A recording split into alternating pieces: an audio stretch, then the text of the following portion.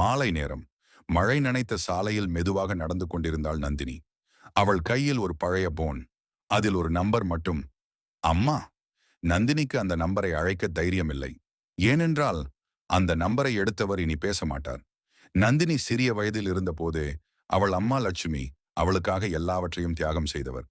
காலை முதல் இரவு வரை வேலை பார்த்து நந்தினியை நல்ல பள்ளியில் படிக்க வைத்தார். நீ மட்டும் பெரியவளாகணும், என் வாழ்க்கை நீதான் என்று சொல்லும் அம்மாவின் குரல் இன்னும் அவள் காதில். ஆனால் கல்லூரி சேர்ந்த பிறகு நந்தினி மாற ஆரம்பித்தாள். நண்பர்கள், அவுட்டிங், போன், சோஷியல் மீடியா, அவளுடைய உலகம் வேற மாதிரி ஆகிவிட்டது. அம்மா அழைத்தால், பசி அம்மா, லேட்டர் பேசுறேன் என்று கால் கட் பண்ணுவாள்.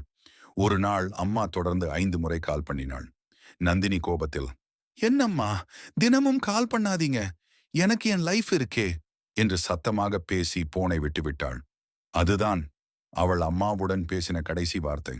அடுத்த நாள் காலை ஒரு அயல் வீட்டுக்காரர் கால் பண்ணினார். உங்க அம்மா நேற்றிரவு. அதற்கு பிறகு கேட்ட வார்த்தைகள் அவளுக்கு கேட்கவே இல்லை.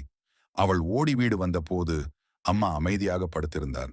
அவள் கையை பிடித்து, அம்மா நான் வந்துட்டேன், பேசுங்க என்று அழுதாள். ஆனால் அந்த கையை பிடித்து பேசும் குரல் இனி இல்லை.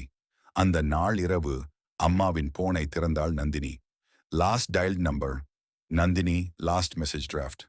மா, உடம்பு சரியில்லை, ஒரு தடவை பேசலாம்னு தான் கால் பண்ணேன். அந்த ஒரு வரி நந்தினியின் இதயத்தை சிதறடித்தது. மழை இன்னும் பெய்து கொண்டே இருந்தது. நந்தினி அந்த பழைய நம்பரை மீண்டும் அழைத்தாள். போன் ரிங் ஆனது. ஆனால் எடுப்பவர் இல்லை.